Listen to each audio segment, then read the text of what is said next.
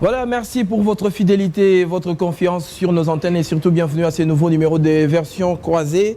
Comment arrondir les angles sur le point des frictions entre le Front commun pour le Congo et le Cap pour le changement, la plateforme qui a soutenu la candidature de Félix-Antoine Tshisekedi, élu président de la République à l'issue des élections présidentielles du 30 décembre 2018. Nous en parlons avec nos deux invités qui sont déjà autour de cette table. Nous vous disons merci Guillaume Manjolo, merci d'avoir répondu à notre invitation. Vous êtes secrétaire général de l'ULDC, parti politique membre du Front commun pour le Congo, plateforme dont vous êtes porte-parole.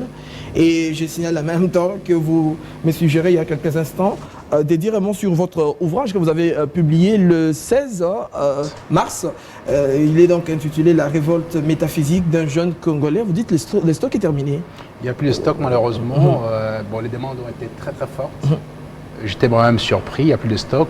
J'espère que d'ici 2 semaines ou une semaine, la semaine prochaine, il y a beaucoup de chances que ceux qui espèrent avoir cet outil pour pouvoir lire, comprendre de quoi il s'agit, ça pourrait être disponible la semaine prochaine. Très bien, félicitations pour cette production. Alors, vous serez en face de Félix Kabala. Il est cadre de l'Union pour la démocratie et le progrès social, c'est le parti présidentiel. Vous êtes responsable vous-même de la communication de l'UDPS France. Vous avez joué un grand rôle pendant la campagne électorale en tant que communicant de l'UDPS en Europe. Et vous êtes actuellement à Kinshasa. Merci d'avoir répondu à notre invitation. Du cash, donc je faisais le relais de la campagne de l'actuel président de la République au niveau de l'Europe pour le compte du cash. Voilà, c'est votre première fois d'arriver en version croisée, je vous dis bienvenue. Alors, nous revenons au thème de l'émission.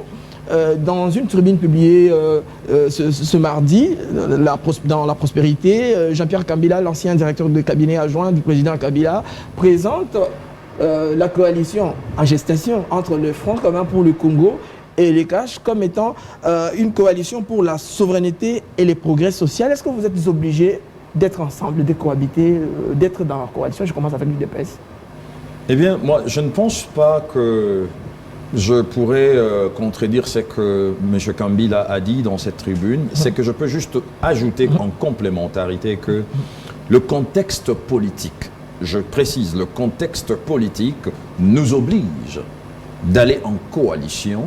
C'est pour sauvegarder les intérêts du peuple congolais, parce que ce sont eux qui nous observent.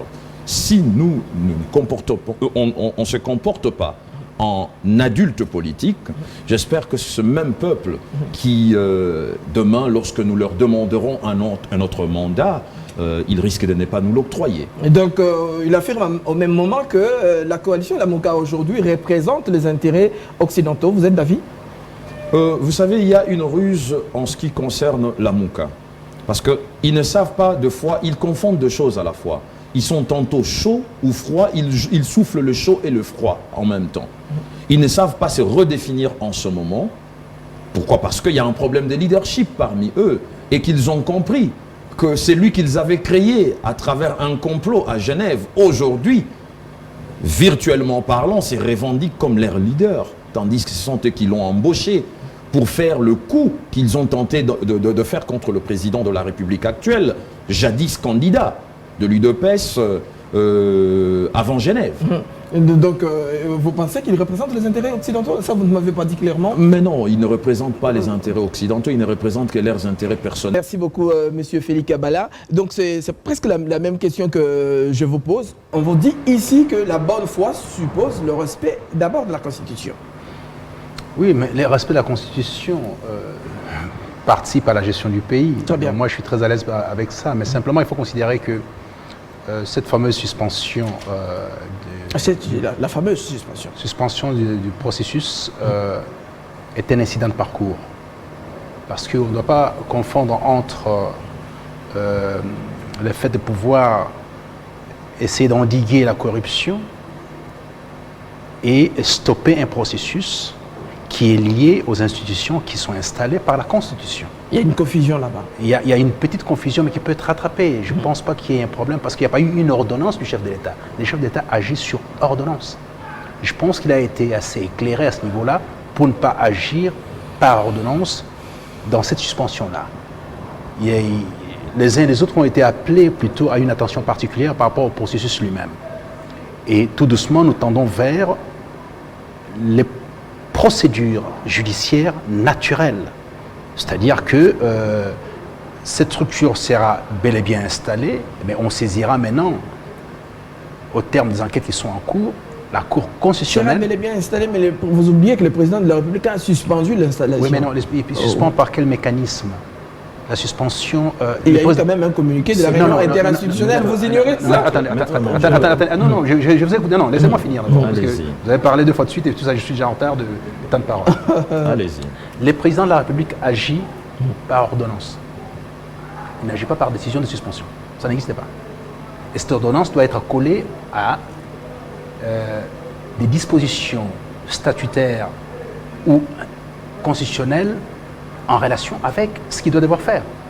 Ici, la structure habilitée à pouvoir stopper les cours des choses ou modifier les cours des choses en ce qui concerne une procédure électorale, c'est la Cour constitutionnelle. C'est la Constitution qui le dit. Vous êtes parti sur la base du respect des textes. Restons là-dessus. N'allons pas dans les sentiments, parce que là, on est dans les sentiments. C'est-à-dire la dictature de la rue, venant d'un parti politique, l'UDPS pour ne pas citer, devient la règle sur laquelle on doit se plusieurs personnes qui ont aussi déploré cette situation. Attendez, non, j'ai continué avec mon raisonnement parce que... Non, mais allez-y, rapidement, parce qu'on doit... Mais monsieur Moudipa, quand il s'agit de moi, c'est toujours rapidement. Non, on gère l'État au lieu de retourner sur les mêmes choses. Je peux gérer l'État en vous donnant... On est parti sur les principes. Suffisamment de minutes. C'était le respect de la Constitution. Très bien, mais on veut vous répliquer. La Constitution distribue les rôles aux uns et aux autres. Et notamment, les déclenchements des procédures judiciaires, comment ça se passe dans la Constitution. Très bien. Et lorsqu'il s'agit du processus électoral, il y a des mécanismes pour pouvoir actionner ou stopper ou modifier. Voilà, on vous répond. Maintenant, vous avez des procédures d'ordre pénal qui peuvent être liées à ce que le chef de l'État a décidé. Mais ça ne peut pas, ces procédures pénales ne peuvent pas empêcher le fonctionnement des autres institutions qui sont habilitées à gérer, notamment de manière indépendante, en ce qui concerne les élections. Ici, la CENI fait sa procédure électorale. D'ailleurs, ce n'est pas pour rien qu'on a parlé de ça, mais en même temps, il s'avère simplement qu'à partir du 10, on aura les élections du gouverneur. C'est un point de relance parce que j'aimerais davantage comprendre la position de la Commission. A-t-elle respecté la décision du président ou pas? Parce que le président dit les élections ultérieurement et puis c'est la CENI qui apparaît sans pour autant aussi se référer à la position du président. Tout le monde a du respect fondamental du chef de l'État, mais simplement les institutions doivent fonctionner en regard des règles qui les établissent. Réaction, Félix Kabala. Toujours sur base de cette même Constitution, la sagesse présidentielle, qui est celle du président Félix Antoine Tshisekedi Tshilombo, je suis d'accord que le président doit agir par ordonnance, mais sa sagesse le pousse de ne pas faire une ordonnance. Il analyse d'abord, parce qu'il y a une réunion interinstitutionnelle. Ces institutions sont représentées par des acteurs qui sont ceux qui dirigent ces institutions. Alors, lorsque vous voyez que nous arrivons à une conclusion où il y a un communiqué du président de la République qui prend forme d'une instruction sur base des allégations existantes pour lesquelles ces allégations ont besoin d'un éclairage sur le point juridique, le président, selon l'article 69 de la Constitution, son arbitrage est nécessaire parce que... Je parle d'une confusion. Mais non, il n'y a pas de confusion.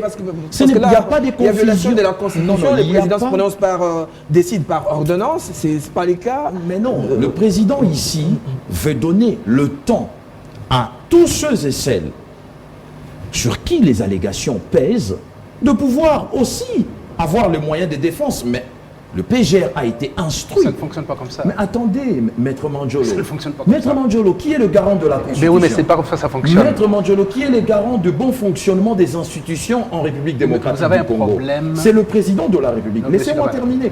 Allez-y. Je vous reprends. Maître Mandiolo, je ne doute pas de votre cohérence juridique dans ce que vous êtes en train de dire. Mais ici, nous sommes dans une situation où il y a entrave à la loi. Il y a corruption. C'est un juriste, éminent juriste. Quand il y a entrave à la loi et qu'il y a surtout des allégations de corruption, le compteur s'arrête.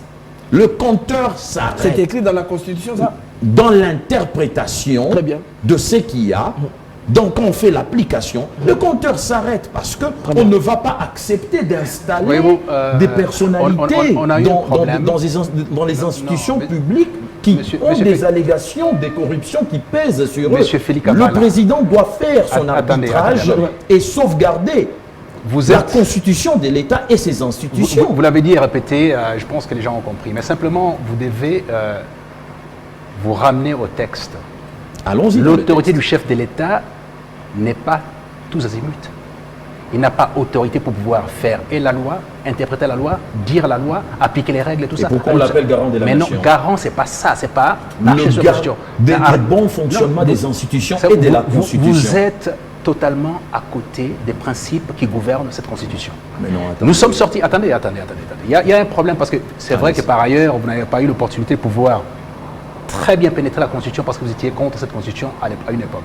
Donc, on n'avait pas bien pénétré depuis Sun City. Vous êtes sûr? Si, tout à fait. Étienne Tshisekedi a signé. Non, il n'a pas signé. Non. Cadre global. Il a refusé la Constitution. Maître Manjolo, il avait refusé la Constitution. Là, vous n'êtes pas. Je ne suis pas d'accord avec vous. Laissez-moi aller jusqu'au bout. Non.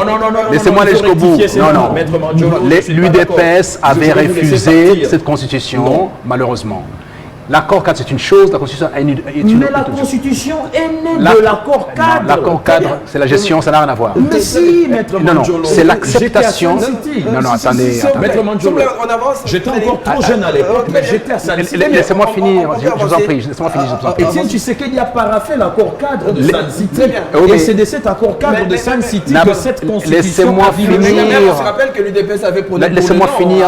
Mais parce qu'il y avait. Ne réécrivez pas l'histoire. Il s'est posé un problème de fonctionnement post-conflit.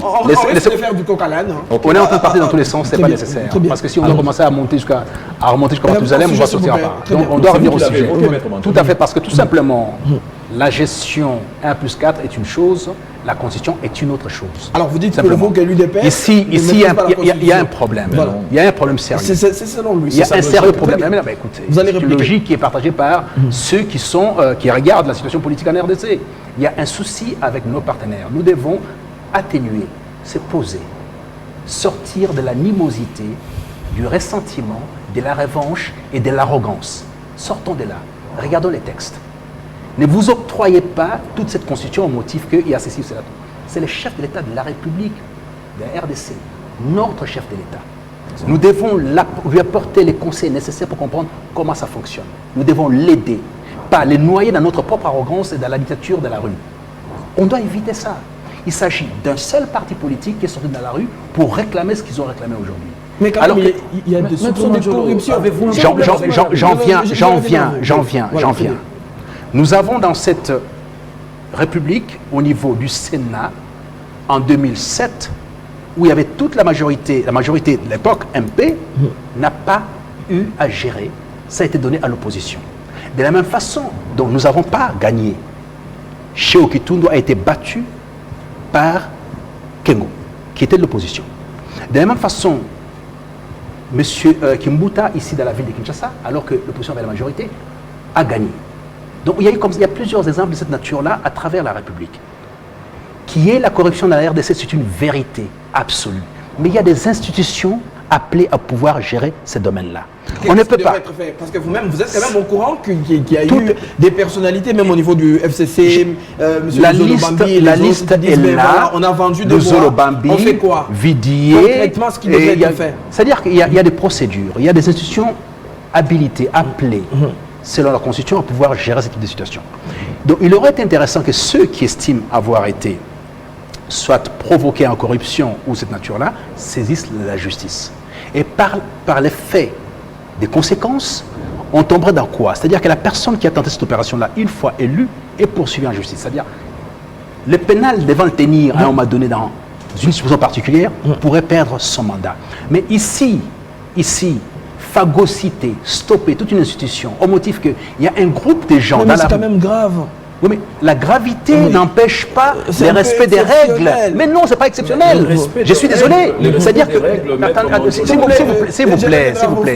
Non, mais monsieur Félix, vous êtes dans les sentiments, je suis dans les droits. C'est différent. Vous êtes dans la morale, je suis dans les droits. C'est différent. Ah mais non. Votre morale peut être parfaite, mais non. on est dans le droit. Les On est dans droits, le droit, nous tous. non, vous n'êtes pas dans le droit. On est tous gérés par la Constitution, Attendez, qui vous est n'êtes- la norme Vous supérieure. n'êtes pas géré par la Constitution, vous êtes géré par les sentiments. Mais non, C'est deux choses différentes. Maître Mangiolo, là, Ici, il s'agit de je ceci. dois répliquer. Lorsque une instance qui s'appelle la CENI, qui est indépendante, au regard de cette Constitution, a finalisé sa procédure, comme on a eu, y compris pour lui-même, M. Tshisekedi, comme on a eu sa situation. Donc, il faut aller jusqu'au bout de la procédure. Arrivé au bout de la procédure, on saisit la justice pour dire voilà, on n'est pas d'accord avec ça parce qu'il y a eu corruption ou il y a eu malversation dans ce système-là. Alors, en ce moment-là, la Cour décide. Très bien. Donc, je suis d'accord. Vous êtes d'accord, mais vous souhaitez que chaque institution le Sénat soit d'abord installé. qui soit installé, Voilà. et il y a un mécanisme Comment précis arrondir, pour actionner la justice. cette question Donc, et c'est trouver pas un consensus entre- de manière Vous prétorienne. savez, la loi est dure, mais la loi doit s'appliquer. Mais ça, c'est Très pas la bien. loi. La loi est dure, mais la loi doit s'appliquer. Le président de la République étant le garant de la nation, il est l'institution supérieure de l'État. Qui doit marcher sur la Constitution. Il ne marche pas sur la Ah, ben si. Constitution. L'article 69 est clair. Son arbitrage a été accepté, adopté par les acteurs qui dirigent ces institutions. Non, il y a un problème. Je dis très bien, la réunion interinstitutionnelle ne voudrait pas dire que nous devons annuler les élections. Mais la réunion interinstitutionnelle a donné quitus au chef de l'État par leur conseil de suspendre. Et le président a suspendu l'installation. Maître Mangiolo, permettez-moi que je vous emprunte votre constitution à l'article 69, s'il vous plaît. Ah, Je allons-y, non, je vais rapidement, parce que aller rapidement. on n'a je vais pas aller assez de rapidement. temps. Oui. Il dit qu'il est dans le droit et je suis dans les sentiments. Je vais aller réellement dans son domaine, dans le très bien. droit. Je vais lire. Le président de la République est le chef de l'État. Point. Il représente la nation et il est le symbole de l'unité nationale. J'arrive là, l'unité nationale. Lorsque vous avez déjà le peuple qui entre dans les rues de Kinshasa et qui manifeste réellement leur mécontentement, un chef de l'État est obligé d'apaiser la colère de ces peuples. Il faut comprendre... On dit que c'est le peuple d'élu, il y a peut-être les militants de Non, l'UDPS. il ne faut pas caricaturer. Très Il bien. ne faut pas caricaturer. Très bien. C'est vrai que dans tout pays, dans ce monde, il y a toujours un parti leader en termes de masse populaire qui impulse le peuple à suivre une certaine voie. Si l'UDPS n'existait pas dans ces pays, on ne sait pas si réellement la démocratie aurait pu avoir sa forme qu'elle a aujourd'hui. Extraordinaire. Ça, je le dis. Ce que je disais à propos de l'arrogance et la suffisance. Mais c'est ça, c'est la liberté. Écoutez, non, on est... Allons-y, dans votre Donc, temps. je continue. Voilà, très bien. Il veille au respect de la Constitution. Et pour terminer, pour ne pas trop lire, Très bien, parce que je n'en ai pas de temps. il assure par son arbitrage le fonctionnement régulier de pouvoirs publics et des institutions, ainsi que la continuité C'est là où de il y a les pièges. l'État. C'est là où il y a les pièges. Écoutez, C'est là où il y a les pièges. merci beaucoup de me l'avoir prêté. Ces institutions de la République qui se sont retrouvées dans la réunion interinstitutionnelle, pensez-vous qu'ils étaient là juste pour écouter le président de la République et qu'ils n'avaient pas de points à soumettre? Ce communiqué qui a été lu, qui est une instruction du chef de l'État, c'est un communiqué qui a été mis de commun accord avec ces institutions. Je vous le dis, ça a été mis de commun accord Voilà, parce que avec les institutions, mais il n'y a pas quand même dysfonctionnement. il n'y a aucun dysfonctionnement aussi longtemps que les élections Mais au n'ont niveau pas des été annulées. institutions, il n'y a pas de problème. On dit qu'il y a eu corruption, c'est peut-être des actes Il qui y se a, sont non passés. mais attendez, l'accusé bénéficie toujours du doute, hein, ok. Très bien. Il y a quand même la présomption d'innocence qu'on doit retenir et qu'on doit garder. Monsieur Moutipa, Oui. Mais non, Comment attendez, arrondir ne les m'écoutez angles? pas. Allons dans ce sens-là. Pour arrondir Monsieur, les angles, voilà. pour arrondir les angles de ce couac, Ouais. il va falloir laisser la justice faire son travail et attendre le résultat des enquêtes ça ne de la fonctionne pas comme justice. ça. Et en ces C'est pas moments-là, comme ça le fonctionne. président va reconvoquer tout le monde et prendre des décisions adéquates. Soit nous continuons le processus, soit nous l'annulons, ou nous trouvons un consensus autour Maître pour Mangiolo, résoudre la voilà. question. Voilà l'arrondissement de La- l'angle selon l'UDPS. La grande difficulté, c'est celle-là. Nos amis de l'UDPS ont un sérieux souci d'autosuffisance. Non seulement il y a une très mauvaise lecture du texte et une mauvaise compréhension du texte, une mauvaise présentation du texte. Nous avons la séparation du pouvoir.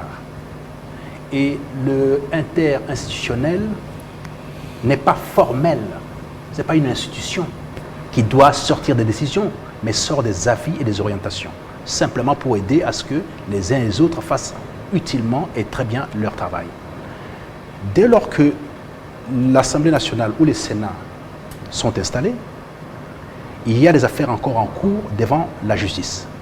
Il y a les gens qui sont actuellement à l'Assemblée nationale qui vont tomber. Ils sont déjà établis, mais ils vont tomber. Du fait que non seulement ils ont corrompu, ils ont triché, ou il y a eu malversation au niveau de la CENI avec ces gens-là. Ils vont tomber. Parce que la justice sous son cours. C'est ça la séparation de pouvoir. C'est ça, instruit, posé par Montesquieu qui est opérationnel dans le monde entier. Très bien, mais arrondir, bon, maintenant, arrondir ici, là. il ne s'agit pas du peuple de la RDC. Il s'agit d'un groupe de gens qui sont des fanatiques extrémistes pour l'essentiel. Oh non, je ne peux pas laissez-moi accepter finir, ça. laissez-moi finir. Je vous en prie. On a vu les comportements. Non, attendez. Ce ne sont pas des terroristes quand même. Je vous laisse parler, monsieur Kabala. Non, je vous laisse parler. Non, je ne sais pas retirer. Dire extrémiste, c'est Laissez-moi comme si vous finir. insultez directement le chef de l'État. Voyez-vous, il vient le chef. Ça, c'est du trafic d'influence, c'est pas bon.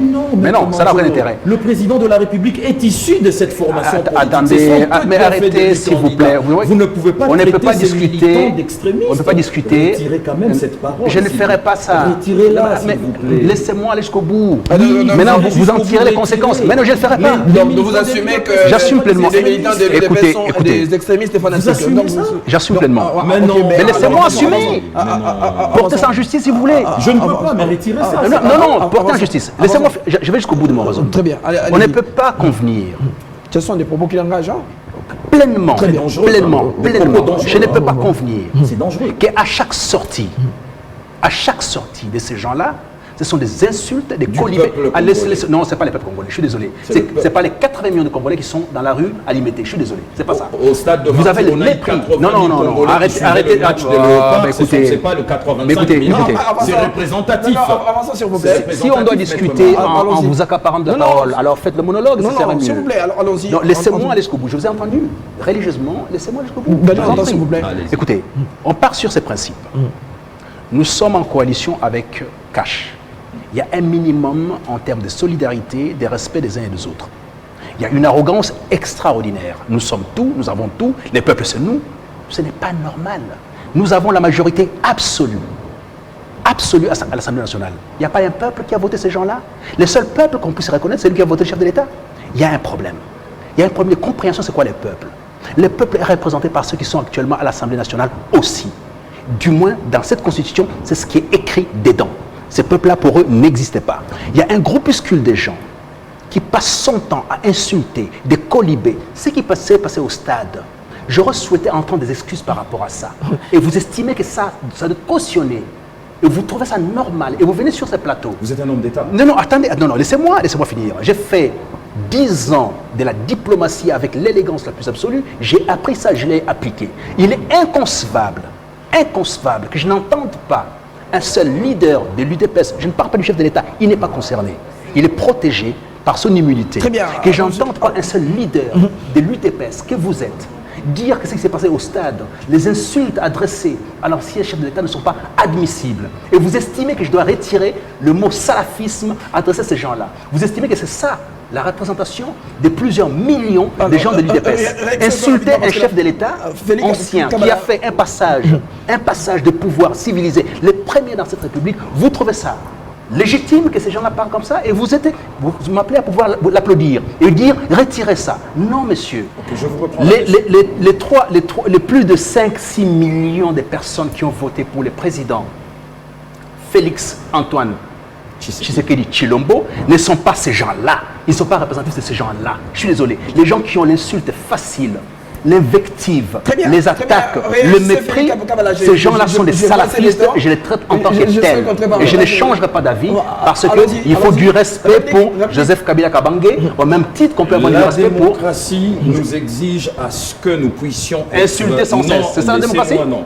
La démocratie nous exige à ce que nous puissions être courtois envers les uns et les autres. Et la courtoisie, ma courtoisie est la suivante. Oui.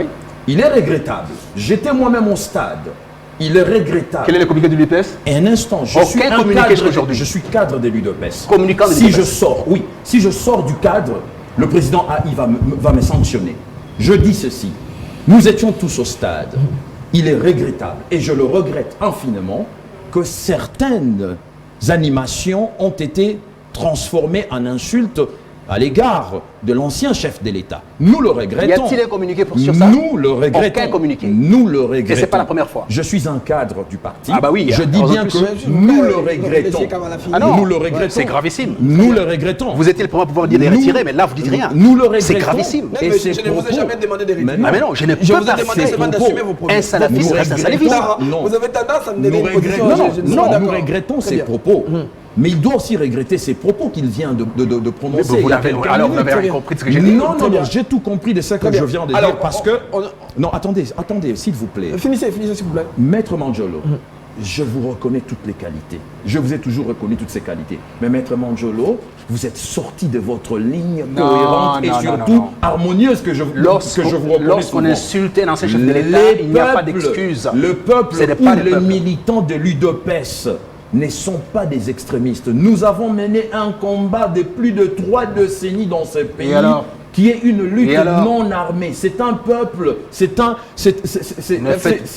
sont des membres, des militants qui n'ont jamais tenu même une arme blanche contre le pouvoir en place. Les traités d'extrémistes, c'est la propagande.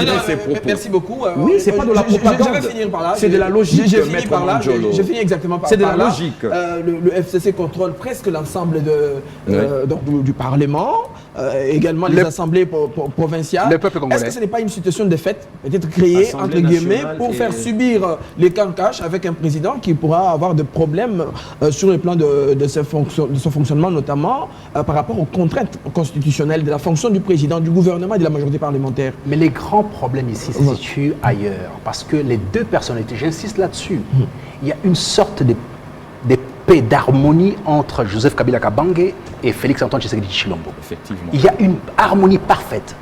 Il se voit. Quand il a commencé son propos, c'était très très subtil, fin et intéressant. Ces deux personnalités se parlent, s'organisent parce qu'ils ont la conscience de la gestion et de la gravité de la situation pour la gestion de ces pays, un grand pays continent. Mais simplement, lorsque vous avez des gens que vous n'arrivez pas à maîtriser, qui vous imposent leurs lois, alors qu'ils sont minoritaires. Qui n'arrivent pas à les maîtriser? Mais parce que c'est les deux personnes qui n'arrivent pas à maîtriser ces gens, qui sont minoritaires. On a vu sortir à un moment donné les gens du PPRD. On leur a dit stop, ne faites pas ça.